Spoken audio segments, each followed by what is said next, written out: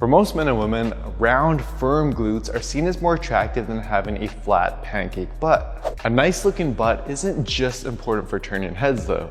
The glutes are a key muscle for athletic performance, and keeping them strong can also go a long way to preventing back and hip pain. The problem is, most people approach their glute training the wrong way. Whether you're chasing the next Gymshark sponsorship, want to boost athletic performance, fix low back pain, or just look better in a pair of jeans, pay attention to the next 5 mistakes, as I guarantee you're making at least one of them.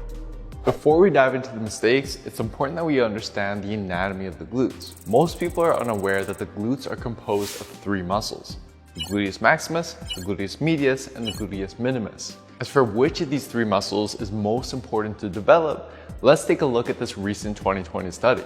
Researchers used MRI scans to compare the glute muscles in elite level sprinters, sub-elite sprinters, and average untrained men.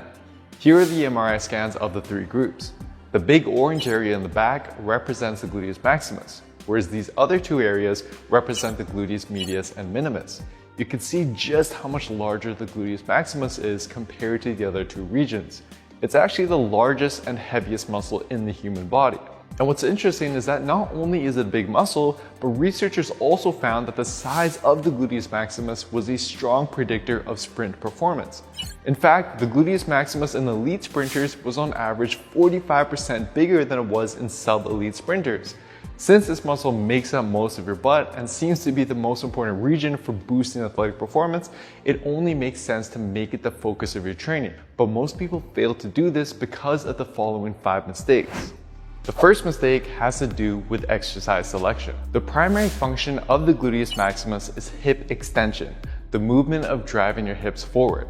Most glute exercises you'll find online either don't train hip extension at all and focus on the smaller glute muscles, or they'll train hip extension but not in a way that enables you to use heavier and heavier weights over time. The best glute exercises are instead the ones that focus on hip extension and enable you to use heavier weight over time.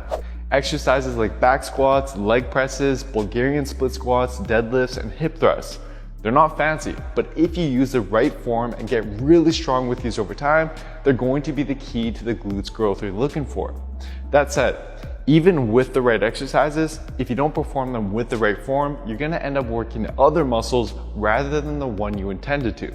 This brings me to the next 2 mistakes, which both have to do with exercise execution. The second mistake is working your quads more than your glutes whenever you do leg exercises. The reason for this has to do with the angle of your shin and the angle of your torso as you perform these exercises. Based on multiple kinematic analyses, the more forward your shin angle is, the greater the knee movement, and the more the quads will be involved compared to the glutes. On the other hand, the more forward your torso is, the more the glutes will be involved, because this increases the degree of hip extension in the movement, which, as you'll remember, is the main function of the gluteus maximus. Now, based on your anatomy, some of you will naturally squat in a way that is already more glute dominant with a vertical shin angle and lean forward torso, whereas others are going to squat in a way that's more quad dominant with a forward shin angle and upright torso. This is perfectly fine, and the glutes will still be heavily involved either way. But in other exercises like leg presses and Bulgarian split squats, we do have a greater ability to adjust our form to better emphasize the glutes. In the leg press, for example, if you were to place your feet higher up on the platform and stop each rep once your knees hit 90 degrees, this would enable your shins to stay vertical over the foot throughout the movement, and will also involve more hip extension, therefore emphasizing the glutes more than the quads. In fact, in muscle activation studies where they compared various foot stances, they found significantly greater glute activation with a higher foot stance and significantly greater quad activation with a lower foot stance. You can try these out one leg at a time as well, and you can also apply the same concept to lunges and Bulgarian split squats. Here I'm performing the Bulgarian split squat with an upright torso and letting my shin travel forward to emphasize the quads more. Whereas here, by leaning forward and taking a slightly wider stance, my shin is able to remain vertical over my foot and I'm able to emphasize the glutes more. Just remember that my back is still neutral. I'm not rounding my back, but rather bending over slightly at my hip. Apply this tip to these exercises and you'll feel the difference right away. By the way, for all the ladies watching, before we move on to mistake number 3, I can speak on behalf of all of us guys who are dying to know the answer to this. How important is a nice athletic butt on a guy? Is it a turn on? Comment yes or no below and share your thoughts. And guys, no matter what they say in the comments, still train your glutes because they're important for so many other reasons. That said, let's move on to mistake number 3. Alright, so we talked about the quads taking over, but in other glute exercises, the lower back and hamstrings actually have a tendency to take over as well. Let's take a look at a great glutes exercise, the Romanian deadlift. Although this exercise will work both the hamstrings and glutes, you can modify your form to emphasize one over the other. If you try to keep your legs completely straight on the way down, that's going to emphasize the hamstrings more. Instead, to emphasize the glutes, you want to use some knee bend. This incorporates more hip extension into the exercise, which, as you know, is the main function of the gluteus maximus. In addition to this, on the way down, many people try to go as low as possible, but you should only go down as far as your mobility allows you to. This is the point at which the hips stop moving backward on the way down. You can see here that once my hips stop moving back, if I try to get any lower than this, my lower back will start to round. This takes tension away from the glutes and places it on the lower back. Instead, try to look in the mirror and spot the point where your hips can't move back any further, and stop each rep as soon as you reach this point. For some of you, this will be around the level where your hands end up around your knees, whereas others will be able to go lower depending on your mobility. Okay, so we already covered what some of the best glute exercises are, but the way that you program these into your workouts is also very important. This is because different exercises challenge a muscle in different ways. Bulgarian split squats, for example, they challenge the glutes the most at the bottom position when the muscle is fully stretched. At the top position, however, there's no tension placed on the glutes. The same is true for back squats, leg presses, and Romanian deadlifts. Now, while these are great glute builders and while research does indicate that challenging the muscle when it's in a fully stretched position seems to be most important for growth, we may be missing out on some potential growth if that's the only way that we train our glutes.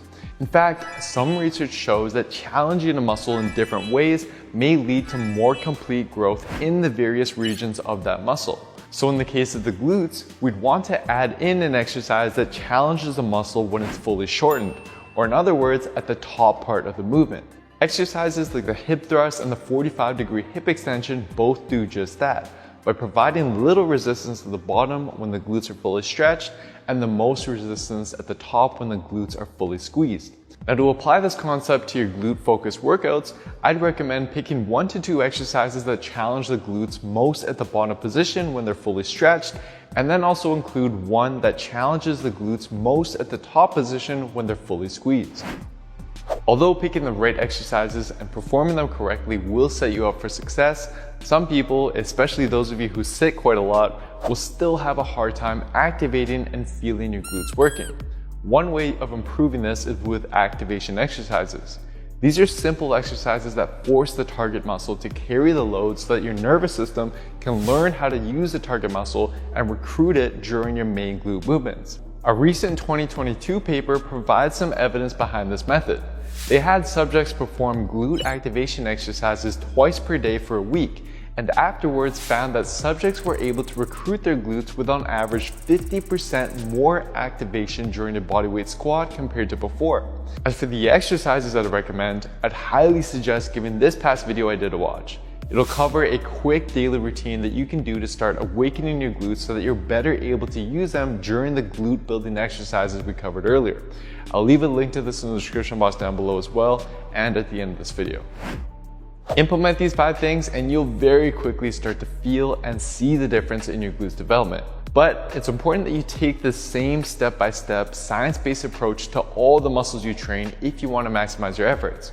For a plan that puts this all together for you, just head on over to builtwithscience.com and take my analysis quiz to discover which of my step-by-step programs are best for you and your specific body. Also, you can click here to give this a video watch next if you need to awaken your glutes, or click here if you'd like to figure out what mistakes you're making with your shoulder training. Thanks for watching, don't forget to subscribe, and I'll see you next time.